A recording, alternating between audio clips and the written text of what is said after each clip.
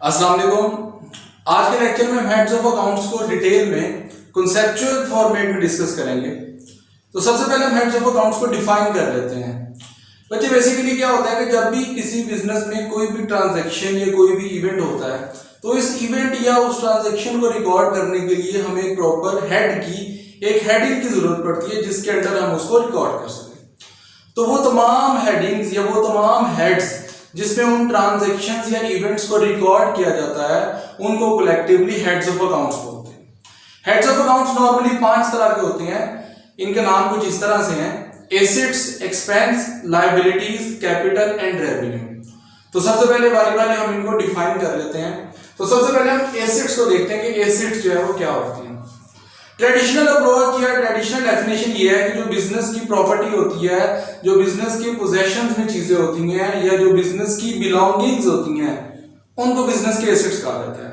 लेकिन अगर हम कॉन्सेप्चुअल फॉर्मेट में कॉन्सेप्चुअल वे में बात करें तो एसेट्स को डिफाइन कैसे किया जा सकता है कि हर वो वैल्यू बिजनेस की या बिजनेस से रिलेटेड हर वो वैल्यू जिसका बेनिफिट बिजनेस को फ्यूचर में मिलेगा, आने वाले वक्त में मिलेगा, उसको बिजनेस के एसेट्स बोला जाता है। जैसे फॉर एग्जांपल हम बात कर रहे हैं बिजनेस की बिल्डिंग की, तो उस बिल्डिंग का बेनिफिट आने वाले वक्त में होगा।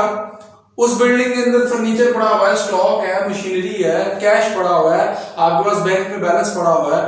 तो इन सब चीजों का बेनिफिट बिजनेस आने वाले वक्तों में उठाएगा। तो लिहाजा ये सारी चीजें बिजनेस की एसेट्स कहलाती हैं।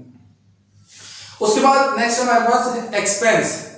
नॉर्मली ये कंसीडर किया जाता है कि पेमेंट करना एक्सपेंस कहलाता है, लेकिन आपने याद रखना है दोनों चीजों में फर्क है।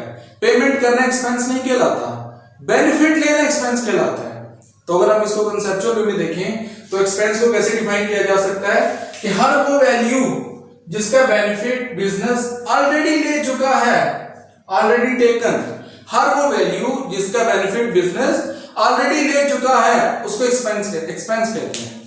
जैसे फॉर एग्जांपल हम बात करते हैं सैलरी की, तो अगर इस कंपनी ने एक एम्प्लॉय हायर किया हुआ है, उस एम्प्लॉय को महीने के एंड पे हमने सैलरी पे करनी है, तो जिस वक्त सैलरी पे करनी है उस वक्त हम उससे बेनिफिट उठा चुके हैं, बेनिफिट ले चुके हैं। तो लिहाजा जो हम उसको सैलरी पे कर रहे हैं वो हमारे लिए एक्सपेंस समझा जाएगा। तो ये बेसिक डेफिनेशन है एसेट्स और एक्सपेंस की। तो हम कुछ एग्जांपल्स की मदद से इनको मजीद क्लैरिफाई करते हैं। एक सिनेरियो बेस्ड प्रॉब्लम है हमारे पास। फॉर एग्जांपल सिनेरियो नंबर 1 है, हम खुद से इसको समझते हैं कि एक कंपनी है जिसका नाम एबीसी लिमिटेड है हमारे पास। एबीसी लिमिटेड कंपनी में बेटा फॉर एग्जांपल आप बड़े होके अकाउंटेंट बन जाते हैं और आप एबीसी कंपनी के लिए जो अपनी सर्विसेज प्रोवाइड करते हैं। एबीसी लिमिटेड ने मिस्टर ए एक एम्प्लॉय अपने पास हायर किया हुआ है ₹10,000 पर मंथ सैलरी पर। ये मार्च के महीने की टाइमलाइन है। तो फॉर एग्जांपल मिस्टर ए जो है मार्च के पूरे महीने में हमारे पास काम करता है और मार्च के एंड पर आकर वो हमसे सैलरी डिमांड करता है कि मुझे सैलरी दे दी जाए। अब मार्च के एंड पर जब आप उसे 10,000 का कैश पे करेंगे तो कैश हमारा एसेट होता है, इसको हम पहले पढ़ चुके हैं। तो 10,000 से आपने कैश पे कर दिया, लेकिन बिजनेस में आपने याद रखना है कि जो बिजनेस होता है वो डबल एंट्री सिस्टम के मुताबिक चलता है, ड्यूअल एस्पेक्ट कॉन्सेप्ट के मुताबिक चलता है। इसका मतलब ये होता है कि बिजनेस में जब भी कैश का इनफ्लो या आउटफ्लो होता है तो उसके बैकएंड पे एक रीजन होती है, उस रीजन को बताना पड़ता है। तो यहां बताना पड़ेगा कि 10,000 कैश इसलिए पे किया है क्योंकि मिस्टर ए की सैलरी पे करनी थी। तो सैलरी हमारा एक्सपेंस होता है, क्योंकि हमने यहां पेमेंट कर दिया और उससे बेनिफिट भी ले लिया है, तो लिहाजा यहां पर 10,000 का एक्सपेंस रिकॉर्ड हो जाएगा। एक और सिनेरियो हम डिस्कस करते हैं।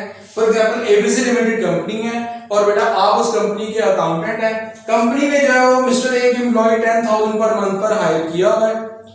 मिस्टर ए मार्च के महीने में काम करता है और मार्च के एंड पर आकर वो मार्च और अप्रैल 2 महीनों की सैलरी जो है वो डिमांड करता है। फॉर एग्जांपल वो कहता है जी मुझे कुछ पैसों की जरूरत है, तो मुझे मार्च के महीने के साथ साथ अप्रैल के महीने की सैलरी भी दे दी जाए। अब कंपनी ने मार्च के एंड पर जो है वो 20,000 पे कर दिया, 10,000 मार्च का, 10,000 अप्रैल का। तो बेटा आप बताएंगे यहां पर बिजनेस का एक्सपेंस कितना हुआ?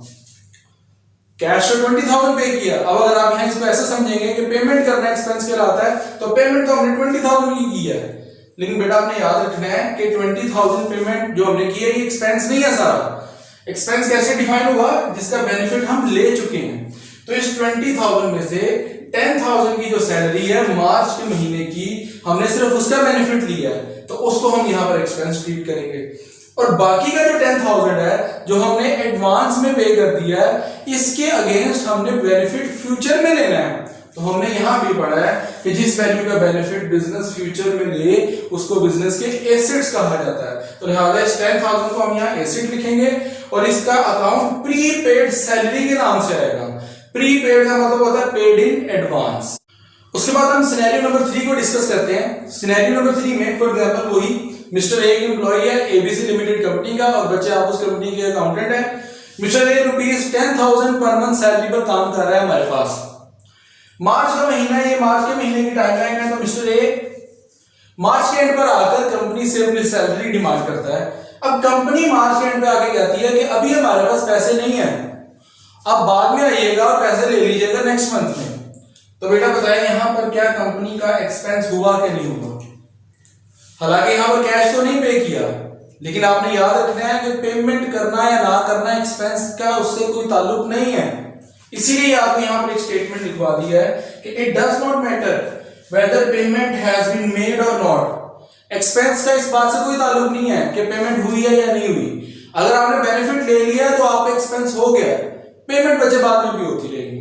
तो लिहाजा यहां पर पेमेंट जो भी नहीं की लेकिन हमने बेनिफिट ले लिया है, तो बिजनेस का 10,000 से एक्सपेंस जो है वो इनकर हो गया। तो यहाँ पर सैलरी 10,000 से लिख दिया जाएगा। लेकिन इसके साथ साथ अब यहाँ पर बिजनेस पर एक रिस्पॉन्सिबिलिटी क्रिएट हो गई है। बिजनेस के सर पर एक जिम्मेदारी बढ़ गई है, एक बोझ बढ़ गया है कि उसने बाद में पेमेंट करनी है। तो जो बाद में पेमेंट करनी है उसको हम अकाउंटिंग में आउटस्टैंडिंग के नाम से जानते हैं। आउटस्टैंडिंग का मतलब होता है पेएबल। तो आउटस्टैंडिंग सैलरीज अब ये एक लायबिलिटी बन जाएगी क्योंकि बिजनेस की लायबिलिटी है और फ्यूचर में हमने पेमेंट करनी है। तो आउटस्टैंडिंग सैलरी 10,000 से यहां मेंशन करेंगे। ये आउटस्टैंडिंग उन लोगों को रिप्रेजेंट कर रहा है जिनको पेमेंट करनी है। जैसे फॉर एग्जांपल हम इस सिनेरियो में बात करें मिस्टर ए की, तो हो सकता है कंपनी के हजारों एम्प्लॉइज हो जिनको पेमेंट करनी हो, तो हम यहाँ उन सबका नाम नहीं लिख सकते A B C D E, ये तो बहुत लंबा काम हो जाएगा। तो हम इसलिए एक वर्ड यूज करते हैं आउटस्टैंडिंग। आउटस्टैंडिंग का मतलब क्या है? पेएबल, कि वो भी पेएबल हैं और इनको पेमेंट जो है फ्यूचर में की जाएगी। तो बच्चे ये एसेट और एक्सपेंस इन दोनों की डिटेल है। अब हम आगे चलते हैं नेक्स्ट कॉन्सेप्ट की तरफ जो है कैपिटल और लायबिलिटीज। तो सबसे पहले कैपिटल को डिफाइन करते हैं। कैपिटल क्या होता है? बच्चे जब भी बिजनेस स्टार्ट किया जाता है तो बिजनेस को स्टार्ट करने के लिए स्टार्टिंग में कुछ एक्सपेंस होते हैं हमारे, जो कि ओनर ने अपनी तरफ से अपनी पॉकेट से करने होते हैं। जैसे स्टार्ट में हमें कैश चाहिए, बिल्डिंग चाहिए, मशीनरी चाहिए, स्टॉक चाहिए, फर्नीचर चाहिए। तो ये सब चीजें मौजूद होंगी तो बिजनेस शुरू होगा। तो इसका मतलब है बिजनेस को स्टार्ट करने के लिए ओनर की तरफ से जो इन्वेस्टमेंट की जाती है उसको कैपिटल बोलते हैं। और इसी तरह से लायबिलिटीज, इनको जैसे भी यहां भी डिस्कस किया कि लायबिलिटीज क्या है? बिजनेस की ऑब्लिगेशन है, जिम्मेदारी है जो बिजनेस ने फ्यूचर में फुलफिल करनी है। बच्चे जैसे आपको याद है लास्ट लेक्चर में हमने एक कॉन्सेप्ट डिस्कस किया था क्रेडिटर्स। तो क्रेडिटर्स वो लोग होते हैं जिनको फ्यूचर में पेमेंट करनी होती है। तो लिहाजा जो क्रेडिटर्स हैं वो हमारे लायबिलिटीज कंसीडर की जाती है। तो इन दोनों को हम एक एग्जांपल की मदद से समझते हैं। फॉर एग्जांपल ये हमारे पास बैलेंस शीट है एबीसी लिमिटेड की।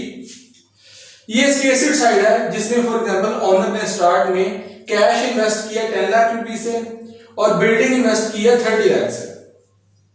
जब भी बिजनेस शुरू हुआ तो ओनर ने अपनी तरफ से कुछ इन्वेस्टमेंट की कैश की फॉर्म में, कुछ की बिल्डिंग की फॉर्म में। तो जब ये दोनों चीजें बिजनेस में आएंगी तो बिजनेस से रीजन मांगी जाएगी कि क्यों, ये कहां से आई, ये क्या है। तो जैसे हमने पढ़ा है कि डबल एंट्री सिस्टम का मतलब होता है हर चीज के बैक एंड में कोई लॉजिक होती है। तो ये दोनों बिजनेस में क्यों आई है? क्योंकि बिजनेस का कैपिटल इंक्रीज हुआ 40 लाख से। तो 30 लाख प्लस 10 लाख इन दोनों को प्लस कर देंगे तो बचे ये आपका 40 लाख बन जाएगा। तो इसका मतलब है ये दोनों चीजें बिजनेस के लिए क्या है? ये कैपिटल है। अब बिजनेस चल रहा है आगे तो वक्त के साथ साथ बिजनेस का जो कैपिटल है वो इंक्रीज करना पड़ता है। बिजनेस को मजीद पैसों की जरूरत पड़ती है लॉस होने की सूरत में या बिजनेस एक्सपेंशन की सूरत में। तो जब बिजनेस को मजीद पैसों की जरूरत होगी तो ओनर बार अपनी पॉकेट से इन्वेस्टमेंट नहीं करता, वो बैंक से लोन ले लेता है, अपने रिलेटिव से लोन ले लेता है। तो फॉर एग्जांपल हमें 10 लाख की मजीद जरूरत थी तो ओनर ने जो है वो बैंक से लोन ले लिया या बिजनेस ने बैंक से लोन ले लिया 10 लाख रुपए से बचे। तो कैश की फॉर्म में जब आया तो बिजनेस का जो कैश है वो 10 लाख से इंक्रीज कर देगा। तो यहाँ पर 10 लाख पहले से मौजूद है तो हम यहाँ पर बिजनेस का जो कैश है उसको चेंज करके 20 लाख कर देते हैं कि बिजनेस का जो कैश है वो 20 लाख हो गए। और इस 10 लाख के बैक एंड पे रीजन क्या लिखी जाएगी ये कि जो 10 लाख क्यों है, क्योंकि हमने बैंक से लोन लिया है।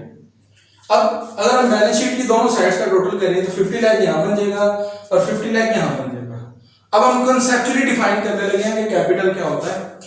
बिजनेस के टोटल एसेट्स पर, मुझे आपने याद रखना है, बिजनेस के टोटल एसेट्स पर ओनर का जो क्लेम होता है, बिजनेस के टोटल एसेट्स पर ओनर का जो क्लेम होता है उसको बच्चे कैपिटल बोलते हैं।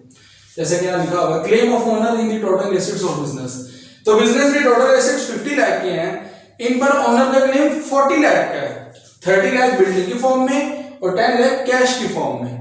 तो जो 40 लाख है ये ओनर का क्लेम है बिजनेस पर, बिजनेस के टोटल एसेट्स पर।